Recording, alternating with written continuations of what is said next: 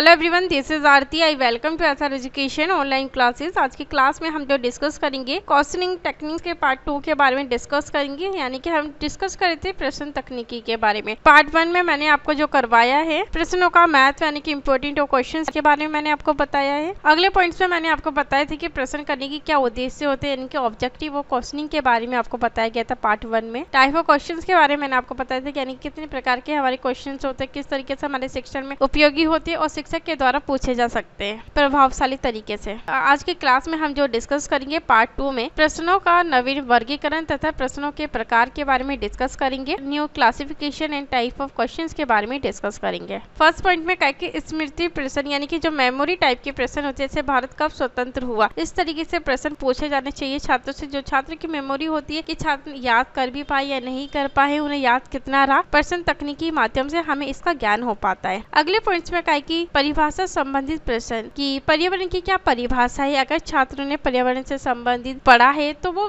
छात्र पर्यावरण की डेफिनेशन के बारे में भी अच्छे तरीके से बता पाएंगे। अगले पॉइंट्स में कहा कि कारण तथा प्रभाव संबंधित प्रश्न यानी कॉजेज एंड इफेक्टिव क्वेश्चंस को पूछने चाहिए। जनसंख्या तथा समृद्धि में क्या संबंध है इसके बारे में बता पाएंगे कि अगर छात्र ने पढ़ा होगा तो ये हमें शामिल करना चाहिए अपने शिक्षण में इस प्रकार के प्रश्न। अगले पॉइंट्स को डिस्कस करते हैं उदाहरण संबंधी प्रश्न भी छात्रों से पूछे जाने चाहिए। ऐसे अवसर बताइए जबकि वस्तुओं की पूर्ति कम होने पर कीमतें बढ़ जाती है। तो इस प्रकार से प्रश्न छात्रों से पूछे जाने चाहिए कि पर्यावरण प्रदूषण कोई एक उदाहरण दो जिस प्रकार से हमारा जो पर्यावरण है वो दूषित हो रहा है। तो अगर छात्र को पता होगा तो छात्र उसका सही ढंग से उत्तर दे पाएंगे। अगले पॉइंट्स को डिस्कस करते हैं वर्गीकरण संबंधी प्रश्न भी पूछने चाहिए, यानी कि चीजों को क्लासिफिकेशन करना भी प्रश्नों में शामिल होना जरूरी होता है।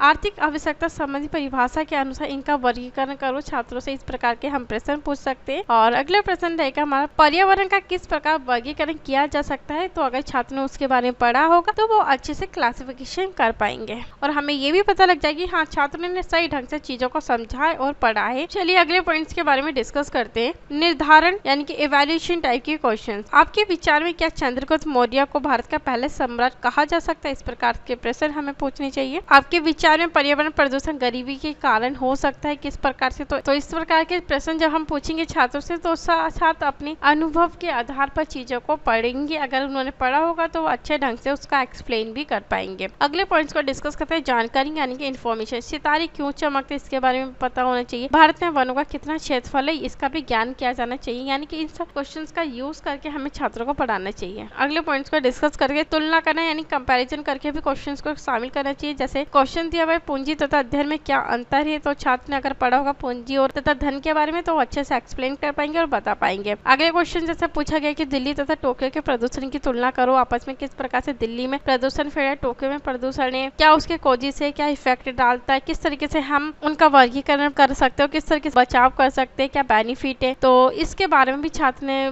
तुलना करके अच्छे से उसे एक्सप्लेन कर पाएंगे अगर उन्होंने पढ़ा। तो ये सारे प्रश्न हमें शामिल करने चाहिए अपने शिक्षण के अंदर जब भी हम क्वेश्चन पेपर डिजाइन करें। डिस्कस करते हैं प्रश्न कैसे होने चाहिए, यानी किस प्रकार के प्रश्न होने चाहिए वो हमें बताना है। प्रश्नों की भाषा सरल होनी बहुत जरूरी होती है। अगर भाषा सरल नहीं होगी तो ना छात्र समझ पाएंगे ना उत्तर जो अगर वो आंसर करेंगे तो आंसर भी सही ढंग से नहीं कर पाएंगे। तो इसलिए प्रश्नों की भाषा सरल होना बहुत जरूरी होता है।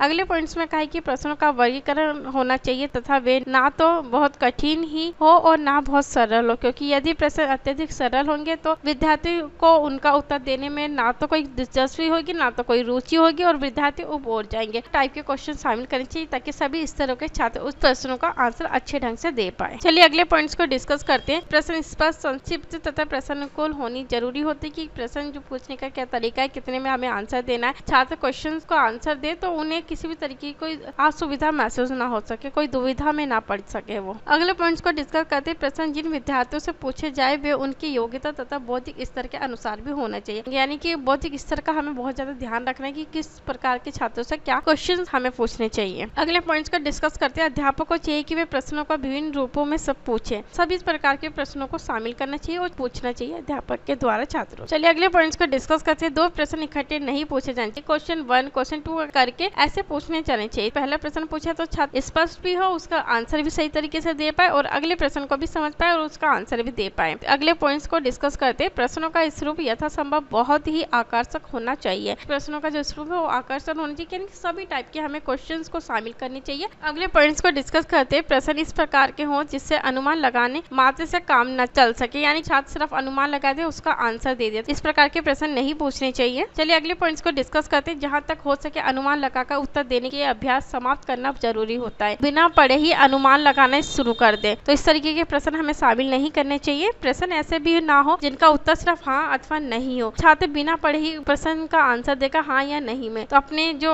खुद के जो ओरिजिनल विचार है उसे भी प्रस्तुत नहीं कर पाएंगे छात्र। इस प्रकार के प्रश्न हमें शामिल नहीं करने चाहिए। अगले पॉइंट्स को डिस्कस करते हैं। प्रश्न प्रत्येक प्रश्न ऐसे हो कि पिछले दिए गए उत्तर में से अपने आप बन जाए, यानी कि जब भी हम कोई सा प्रश्न पूछे तो उसे देख ले कि पिछले क्वेश्चन में हमने क्या पूछा क्या नहीं पूछा, तो उसी के से रिलेट में आगे के प्रश्न तय करने चाहिए। अध्यापक को किस प्रकार के प्रश्न नहीं पूछने चाहिए छात्रों से, वो हमें बताना है। पॉइंट नंबर फर्स्ट में कहे कि सुझावात्मक प्रश्न, यानी कि जो सजेस्ट करने वाले क्वेश्चन होते हैं उसे प्रश्न पूछने नहीं चाहिए। जैसे कि क्या सरदार पटेल लोहे पुरुष थे इत्यादि नहीं पूछे जाने चाहिए, क्योंकि ऐसे प्रश्नों का उत्तर देते हुए विद्यार्थी को कोई मानसिक परिश्रम नहीं करना पड़ता। और ऐसे प्रश्न जैसे कि क्या आप जानते हैं कि Subhash Chandra Bose Indian national army के संस्थापक थे, नहीं पूछे जाने चाहिए। इस प्रकार के प्रश्न तो छात्र जो है वो अपना सुझाव सही ढंग से दे भी नहीं पाएंगे, तो सुझाव वाले प्रश्न को शामिल करना भी नहीं चाहिए। चलिए अगले पॉइंट्स को डिस्कस करें। प्रतिक्रियात्मक प्रश्न, जैसे कि महात्मा बुद्ध कहाँ पैदा हुए कहाँ पैदा नहीं हुए, तो छात्र अपनी प्रतिक्रिया दे, तो इस प्रकार के प्रश्नों को हमें शामिल नहीं करना चाहिए अपने शिक्षण में। अगले पॉइंट्स को डिस्कस करते हैं। पुष्टिकारक प्रश्न, यानी कि ऐसे प्रश्नों का उद्देश्य अपने